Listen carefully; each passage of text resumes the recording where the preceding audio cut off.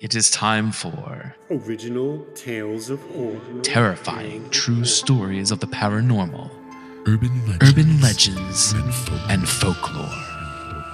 Join us as we explore the dark, the terrifying, and the unknown. Welcome to the podcast where no matter what time it is always Horror time.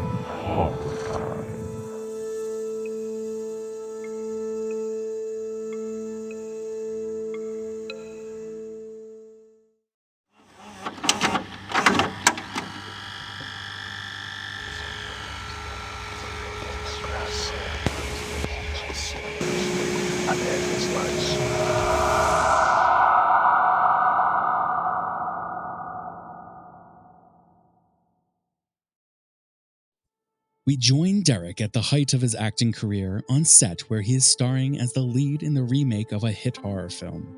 With his recent skyrocket to stardom, the fame and fortune has gone to his head, and he will soon find out that his larger-than-life demeanor won't get him much further down the rough road of Hollywood.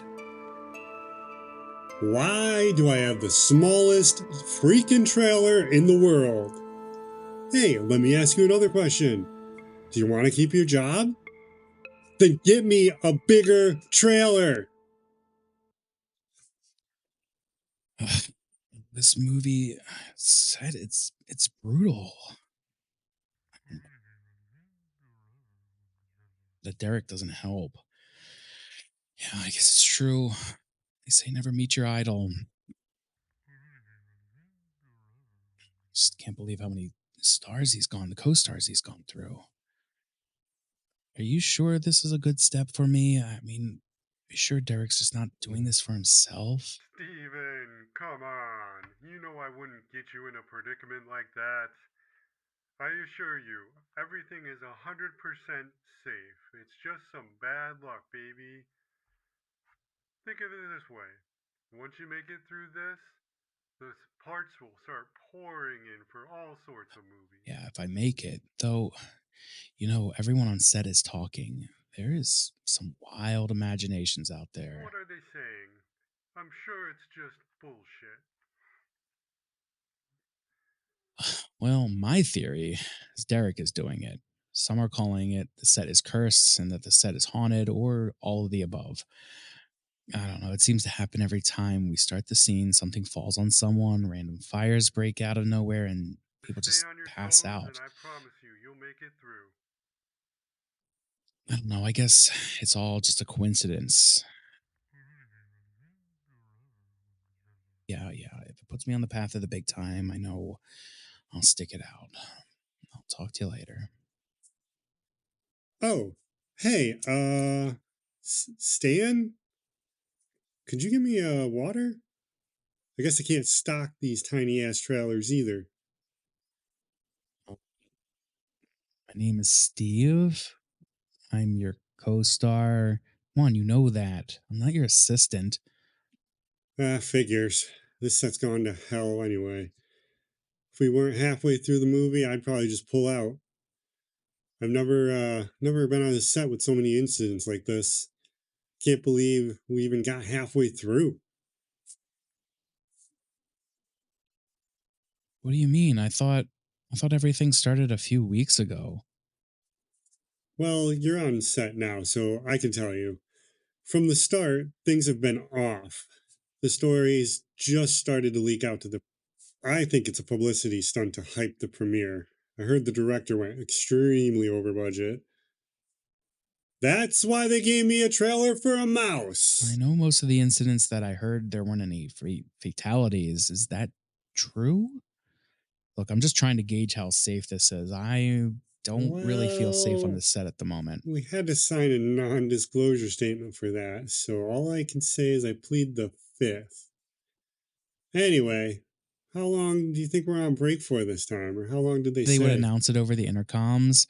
I don't know. They said that everyone has to stay on site. They didn't anticipate cleaning taking up long. I heard chatter that this was one of the worst ones yet, though. So they have no clue, and they have no clue how the cast member was locked in the room and how the fire started in the first place. place. They said if they didn't get to him when they did, he would have died. Man, these accidents, they just seem to be getting worse and worse. Being in the business as long as I have, you think you've seen it all. Hey, let's go grab some food.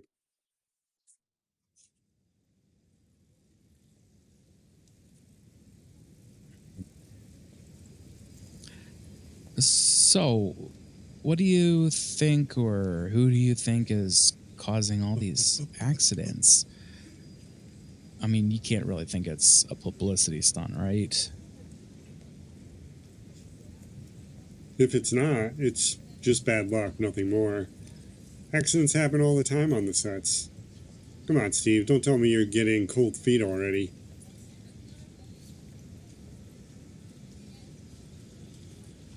Yeah, I guess you're right, but I just can't shake the feeling of something odd going on. Who's that? Whoa, wait, what are you talking about? Who? Where? Over there on the stage. You just went into the stage area. I'm gonna go check it out. Can't go over there, it's taped off. Steve, we can't go in there.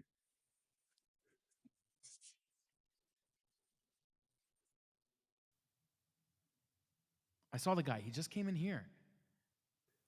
What if he has a weapon? I don't want to end up the next victim. Hey, we just want to talk. Please don't hurt us. Shit. Someone's there. Hello? Hello? That's Mary Beth. Oh my God. If she's hurt and she's bleeding everywhere, I'm going to. Stop. You can't stop panicking. Look, she's still breathing. The light did a number on her head, but she's still breathing. We gotta call someone in here to get help right now. Oh man, I wonder where that guy went. How did he do this so quickly? I didn't even see it happen. I'm definitely going to grab someone. Stay right here. I'll be right back. Now, I was eavesdropping on what they said, and there was no possible way that light could have fell. No one could have gotten up there to even mess with it. Let me ask you this. What did that strange guy look like that was going in there? A baseball cap, and I don't know, he's kind of far away. Why do you ask? Well, a few weeks into filming, Mary Beth actually told me about a curse on the set we were using. Of course, I just laughed it off and said she was full of shit, but I think she might be onto something. The story goes that the main actor was a total jackass. He thought he was a gift from the heavens. If you ask me, he was okay. Anyways, he was always talking down to the stagehands and anyone that wasn't in the movie, essentially. And one day, on set, one of the lighting guys got into it with him real good. And, well, let's just say this is an official account, but Mr. Big Time himself ended up strangling the stagehand to death. And then everything was covered up like nothing had happened. But all they found was this weird note stating that he just ran off with whoever he was with. Really strange. I think I remember hearing about that. Man, that's tragic. Oddly enough, the pieces fits. Look, normally I would agree that it was just someone is just pulling some stunt, but I've got a weird vibe ever since I started on this set.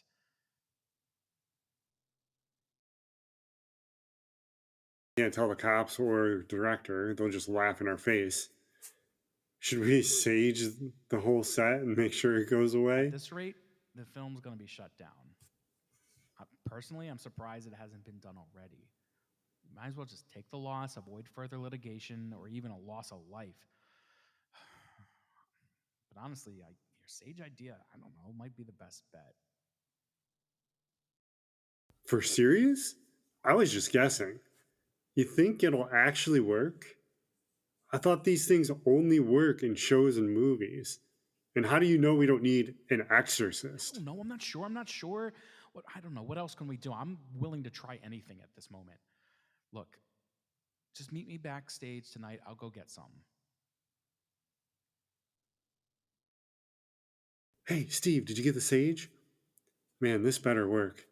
I got another roll coming up in a few weeks. I don't know. Let's find out. Here's one for you. You start over here. I'll start on the other side. Let's just make sure we leave doors open to have whatever it is leave here. Hey, is there anything else to this ritual? Like any chants or mumbo jumbo that we have to use too? As far as I know, we just have to go along the walls in any rooms and it should push out any lingering unwanted guests. And that should do it. Well, hopefully. Hopefully we'll be able to get this back on track tomorrow with no further incidents. Little did these two know that the next day would prove to have deadly consequences for one of them. They were finishing the last scene where they were supposed to be walking away from the building when it exploded. The pyrotechnician said the explosion was too big and wasn't sure anything that was caught in it would have survived. Unfortunately, these two were found in the blast. Oddly enough, though, Derek was burnt beyond recognition and did not survive. But Steve was miraculously unscathed next to him. On this day, Derek learned that the path of vanity led to an eternal starring role in the remake of The Curse. The Curse.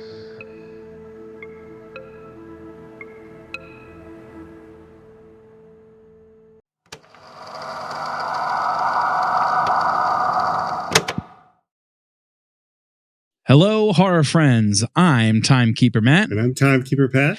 And welcome to Horror Time. Just a quick note. I know we said we were going to be live on YouTube this week, but we had some technical issues, so we are not going to do that quite yet. So hopefully the next go around we will be on YouTube for you guys. But for now, we're just going to bring you the episode traditionally. So how you doing today, Pat? I'm tired. How are you?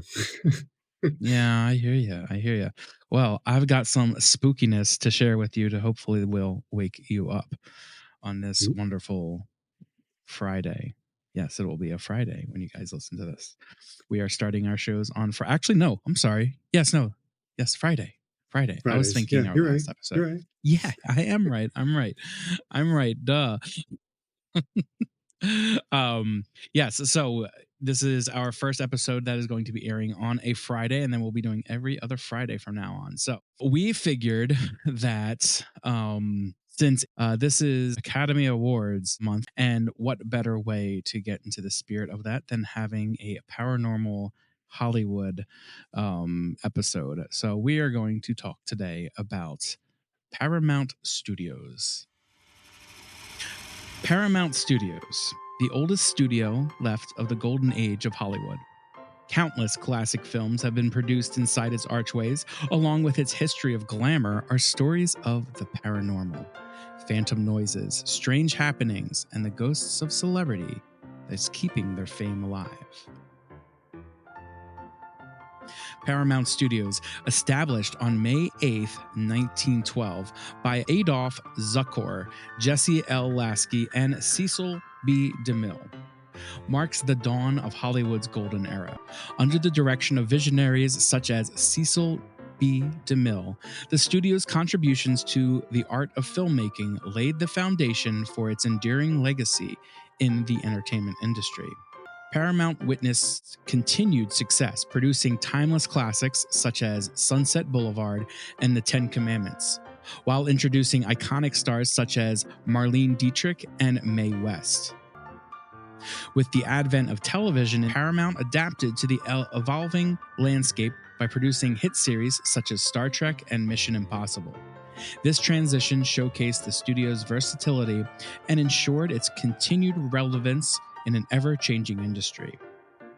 Paramount's journey has been marked by various changes in ownership and corporate structure, from Gulf Western Industries' acquisition in 1966 to Viacom Paramount's formation in 1994. And despite these changes, the studio's commitment to storytelling and entertainment has remained unwavering. Today, Paramount Studios stands as a symbol of Hollywood's enduring legacy, producing blockbuster films, hit television shows, and cutting-edge streaming content. With such a glamorous and long history, of course, comes its fair share of paranormal tales that add an intriguing layer to its storied history.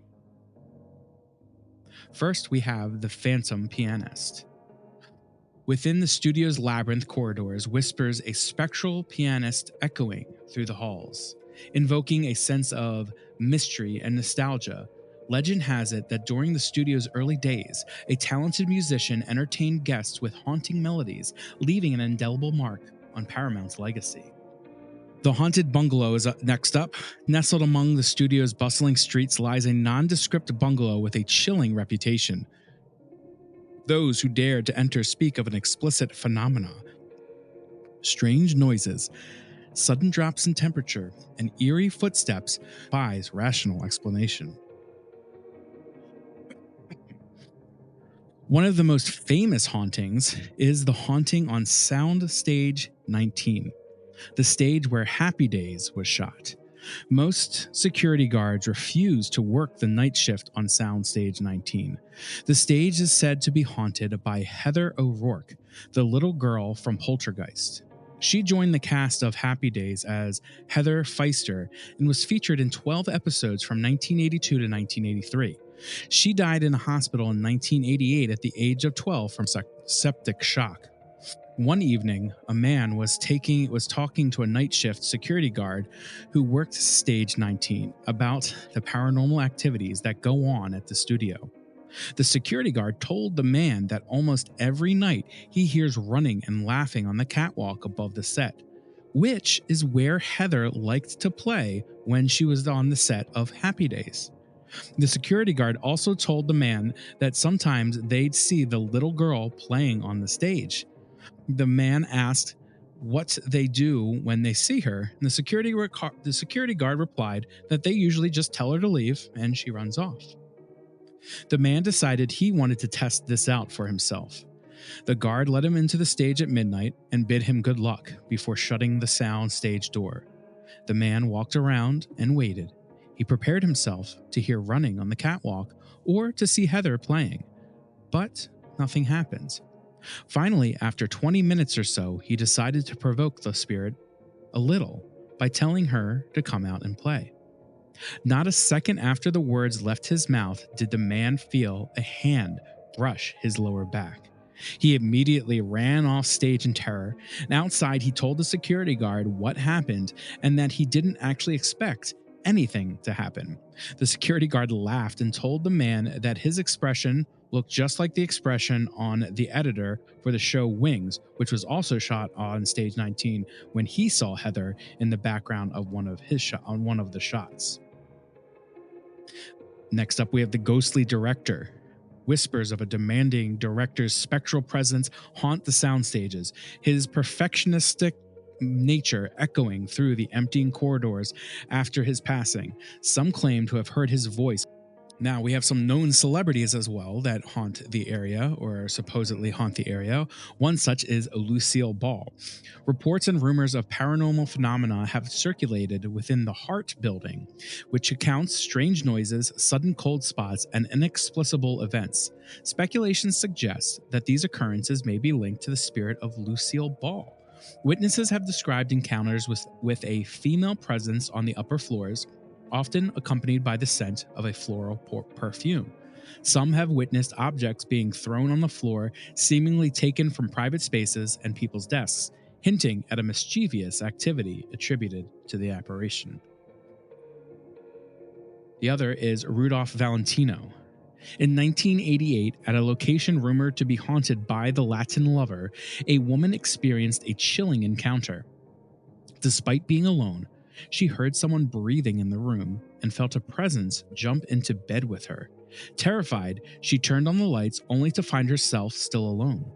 The unsettling incident, once part of an apartment building, is now within the Paramount Studio complex at 716 Valentino Place.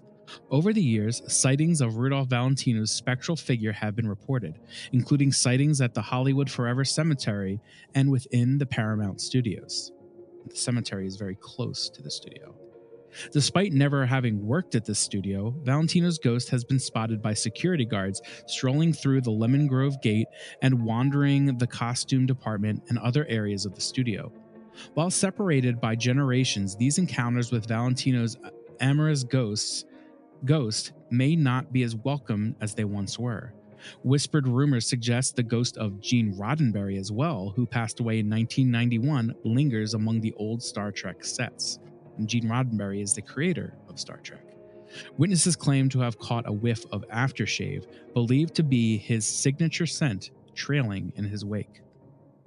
Amidst the bustling activity of Paramount Studios, where 2,500 to 6,000 employees work on any given day, whispers of otherworldly entities add an eerie dimension to the bustling atmosphere. Legends of ghosts and spirits intertwine with the studio's rich history, becoming as much a part of its lore as the films themselves. Another such tale speaks of an unidentified ghost that roams the catwalk above Studio 5, accompanied by reports of strange footsteps and mysterious mists. Night watchmen shun walking down New York Street, a faithful recreation of the New York City streets, fearing encounters with a spectral figure who allegedly passes through walls into neighboring the Hollywood Forever Cemetery. Also, among the studio's sound stages, 29 to 32 are reputed to be the most haunted, situated closest to the cemetery. Accounts of equipment malfunctioning, lights flickering on and off, inexplicable tapping, sounds, and sights of costumed apparitions come from bygone eras abound. These eerie occurrences serve as a reminder of the studio's haunted legacy, adding to the mystique of Paramount Studios. And yeah, that's the haunted legacy of Paramount Studios. Surprised how haunted it actually is. Seems like there's a lot Yeah. going on. There's yeah, I didn't think there would be so many in one place. Well, I mean, I guess that's not unheard of, but um so what are the bungalows? Are they just like rooms for the actors, like their dressing room or something? I'm not exactly sure. I'm not up on completely on the studio um jargon, but I don't know. I'm honestly, I mean, the bungalows, I've heard that term before in studio atmospheres, but I'm not completely sure what the bungalows would actually be, but they're haunted.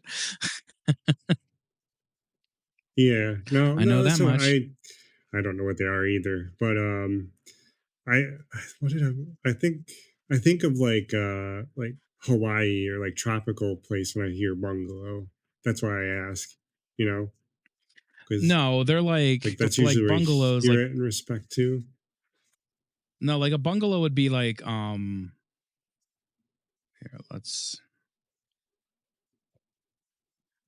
it's like a style of a house. So like a house or a cottage that is typically either a single story, has a second half, or partial stories that is built into a sloped roof. So it's just like a type of house. Oh, okay. Well, that's okay. Got it. Um, I did not know the poltergeist girl was on Happy Days as well. That was something Yeah, I didn't know interesting that. fact that I did Yeah, not I know didn't she know. played that. Yeah, I didn't know that either. And I saw that and I was like, I had to relook it up on IMDb. I was like, she was on that. I was like, I mean, I just, Happy Days is not from our era really, but I mean, I've watched it on Nick at Night and stuff, and I've seen the show Yeah. multiple times, but I just never realized that either. And production bungalows. So production bungalows are heavily used sound stages. A number of production companies, individuals have production offices on lots. So it sounds like that's what like a Hollywood bungalow would be. Okay. Cool. Yeah. So there you go. The more you know. Yep, yep, yep. Let's see what else I have. But yeah, so So some things I let's found see. I know. interesting. Yeah, go ahead. Go ahead. Sorry, there's like a delay going So on. I know you did Paramount. So I looked up just random things for like haunted Hollywood stuff.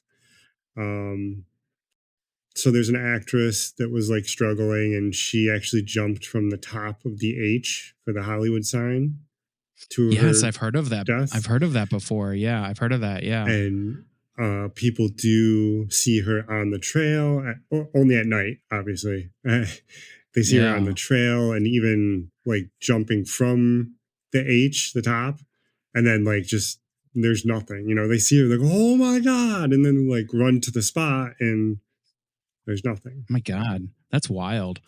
Right? Yeah, I've actually heard that one before. I can't remember. Maybe I've just in my research too. But yeah, that's nuts. I couldn't imagine.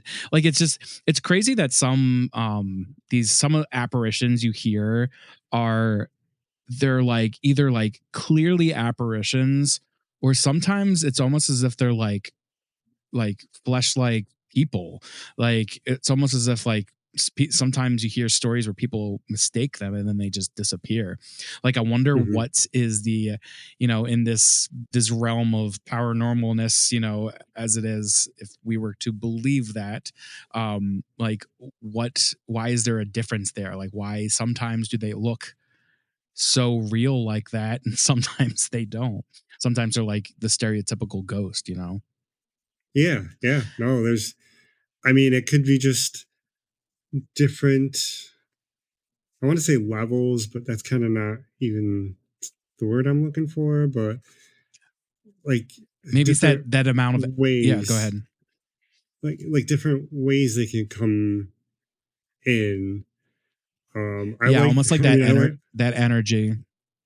Yeah, yeah, yeah. Yeah, the amount of energy. Um, Yeah. because I don't know. Have we ever heard, or have you ever heard of an apparition or something being in one place and then somewhere like on the complete opposite side of the country type thing, like at least in the United States? So I've heard of Lucy, for example, like Lucille Ball, for example. Yeah. I've heard that she her ghost is actually seen in multiple places. So like it's not just like Paramount that they would see this. Like her where she lived, I think is one of the places where like people have seen her ghost, and in different places like that. And I've heard of other people. I think like Marilyn Monroe is another one where there's hotels. I forget what hotel it is where she stayed a lot. People, Roosevelt Hotel. yeah, the Roosevelt, yeah, and there's a Yeah. mirror at the Roosevelt Hotel in Hollywood that people swear they see her reflection. So I have heard before of like these ghosts, almost like it's either like the way I take it is either the energy was left in these areas because they liked these areas so much, or something so traumatic happened to them in those areas that it just stays, or Hmm. it's these apparitions just visiting these areas because that's the memory they have, that's what they love so much. That's if you love it, why would you, like, of course you're going to revisit it all the time. So it's one of those two. At least that's how I kind of interpret it. Yeah. No, and I think, I mean, if it's like one of those things where there's another side and they're coming back to do what they want to do, but then we could see them through that glimpse. Like Right. there's a, Mm-hmm. a thin layer. Yeah. That's And crazy. like I mean, like Lucy, for example, like to see her in Paramount Studios where Star Trek started, because I don't know if you know, Lucy was basically the person who pushed Star Trek and like got it to where it was, and like she's the one who backed it. Um Fun fact, like she's very like important to the success of Star Trek. So to have her energy in that area and still there, oh, it kind of supports that idea of what I have, of like it's imprinted in that area, that energy is imprinted, and so it's just someone is there or looping or visiting or something like that. It's an important part of their career or their life. Right. So that's kind of how I see it. Did you? I don't know if you were. You probably. Oh, go ahead. I was gonna say if you were a ghost, like where would you haunt? Like if you had the choice, what would you choose to haunt, or what would you choose to visit? Like, you know, Dang. something to think about. Something to think about. Like where would you go? Like would you travel to places you've never seen, or can you do that? I don't know. Or would you keep revisiting the places that you knew in your life? Or are you visiting it for whatever reason? I don't know. That is a good question, because like there are so many It is. places, but at the same Right. time, Like how are does a ghost you travel? just living that moment again and just pretending everyone else is there? Or like is your energy, or is that like that event imprinted, like that energy is imprinted there and it's on a loop Throughout the whole yeah, okay, like I is it see. something like that? Who knows? It's weird, right? It's weird to think about. It's like what exactly is going on there. And go ahead, you were going to say something. I didn't mean to interrupt you. Oh, that's okay.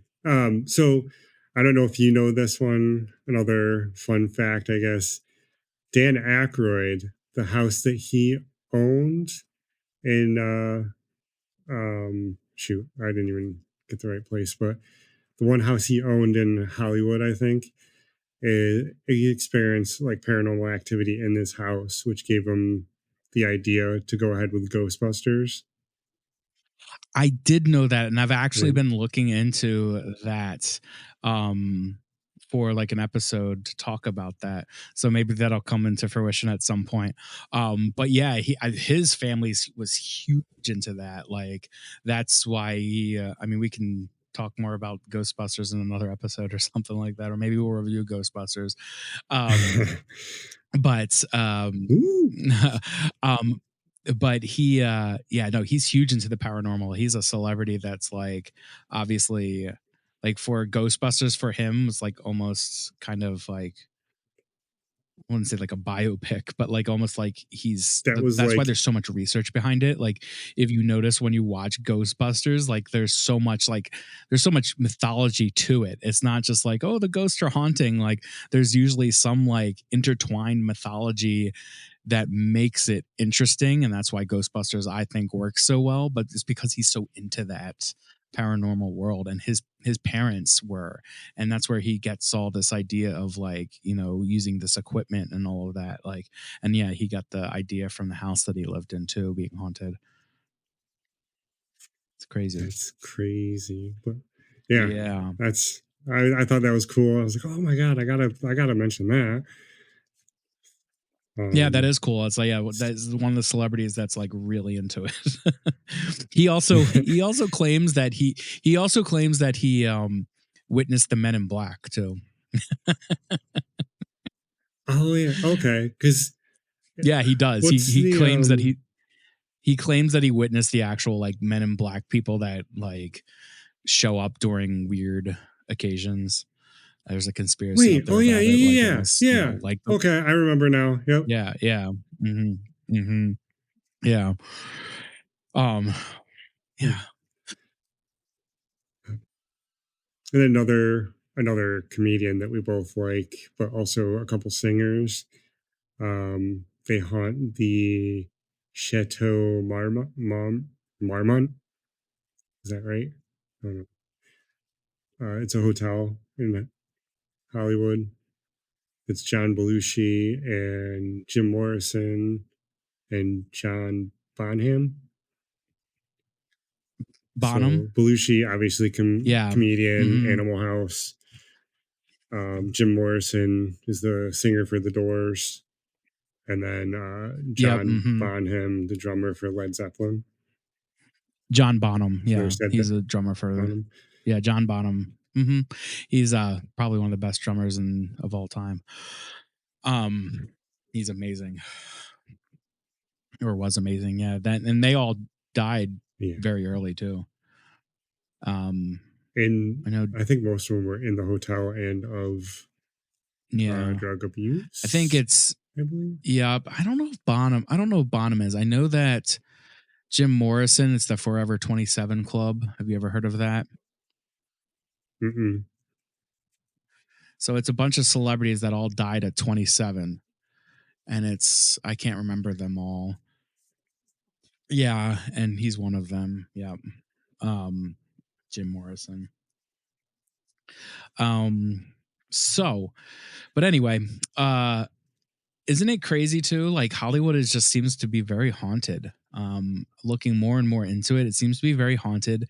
A lot going on there. I mean, there was a lot of stuff going on there in general. So, an old time Hollywood is just a very, very interesting and there's a lot of drama that went behind the scenes in old Hollywood. I mean, new Hollywood too, but old Hollywood is, it's something else. If you look into the productions of some of those films, it was, yeah, it was so. But you look into the productions of some of those films, it was awful. Like Wizard of Oz is notoriously like terrible productions, and there's a lot of negative stuff that went on there. So I can imagine a lot of negative energy went on, and hauntings happened. I also find it interesting or always found it weird that these celebrities, they become famous in life, but they can't even lose it in death. Like it's like this fame doesn't die. Like even when they're ghosts or whatever, like people still want to get a glimpse of them, still want to catch a glimpse of them. Like, ooh, I saw the ghost of this, or I saw the ghost of that. Like that's still there. Like, you can't even escape it in death. It's like, oh my God. It's like, being famous is, sometimes it sounds great and sometimes it sounds awful. Yeah, no, I agree. Because, yeah, for sure.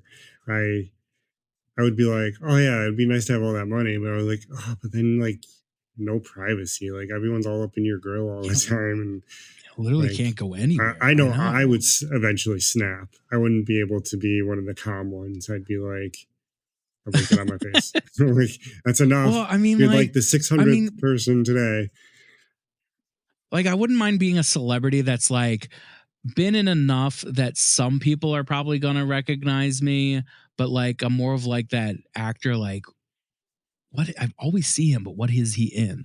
Or like that singer, like I've seen them, or what do they sing? Like, not like, I couldn't like imagine being someone like, I don't know, like Taylor Swift or something, like can't even walk out of her house probably without, being recognized. Snapped. Because like, yeah. Right, exactly. It's just like, oh man, like you're living your dream, you're doing the art that you want to do and doing all of this stuff, but then there's that cost that comes with it. And so, but yeah, kind of going off on tangent with that a little bit, but I just found that like it's just kind of, we talk about the deaths of celebrities and their, the ghosts and stuff like that, but I just kind of thought to myself, I'm like, damn, they can't even escape it when they're dead. Not even in death. Not even in death fame dies, man. That's deep. Oh my God. But yeah. Oh, go ahead. The last thing I'll mention, always obviously the Cecil Hotel with the extremely haunted and very dark past. I mean, I won't get into most of it, but oh yeah, I mean, we can probably go over that. We can do a whole episode on that hotel. That hotel is the that's the one that that girl died on the roof, Richard right? Ramirez. Like the night stalker stayed there, and then that one girl was in the elevator, and they don't know what was going on with her, and then she ended up dying, and ended up in the water tower. Yep. Yeah. Ooh, yeah, and then people like, oh my gosh, I can't even think. I kind of want to just like, I want to do like a tour, but at the same time, if you guys don't go inside, if you guys don't know, this poor girl ended up dying, and somehow she ended up in the water reservoir on top of the roof, and people started complaining that the water was tasting gross, and they found her inside there. Oh God. Yeah, it's so sad. So sad, so gross, so awful. So just a lot of things there.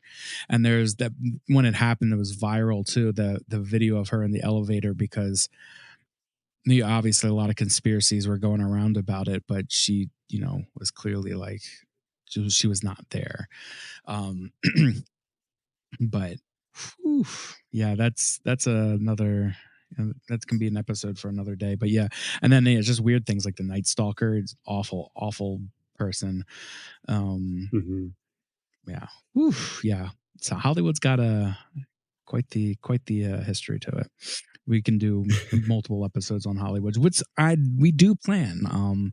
That is going to be a new category, Hollywood hauntings. So this is kind of our first of Hollywood hauntings that we'll have as a category. So we're excited to do them because there's so much there. So, Heck yeah. but anyway, that is all I got about that. I have not seen. No, the only nominated film I think I've seen is Barbie, which it was a great movie, but I don't know if I've seen any of the other ones. I started watching the man, I always forget the name of it. Killer Flowers something. The one with DiCaprio and Martin Scorsese film. I don't know. So far it's good. I just haven't finished it because it's so freaking long. I'm like chiseling away at it, but it's good. But I do want to catch up on all of them. That was pretty yeah, crazy. I want to see that too. Was it good? I mean, I'm not a super history buff, so I don't know like a lot of the details, but like from what they were presenting, Yeah, it just like took me back, like, holy shit, I didn't even think about that kind of thing. Yeah. Oh man, And that like, you can yeah. rabbit hole with that shit. No, I definitely need to watch that one, and I saw it's available for streaming. So yeah, got to catch up on some fun horror films. Yeah, man, gotta love movies. All right, so we will catch you next time. We are going to tackle one of the most famous cryptid creatures of America, if not in the world, honestly, is the Mothman. So that'll be fun to talk about. That'll be fun to talk about the Mothman. They have a whole festival of the Mothman every year in West Virginia. It's a big deal. So hopefully next time we'll get on. Yeah, they do. Yeah. It brings in thousands of people too. Yeah. So hopefully next time we'll get onto YouTube for you guys. So look out for that. And we will catch you guys the next go around. And yeah, have a wonderful day.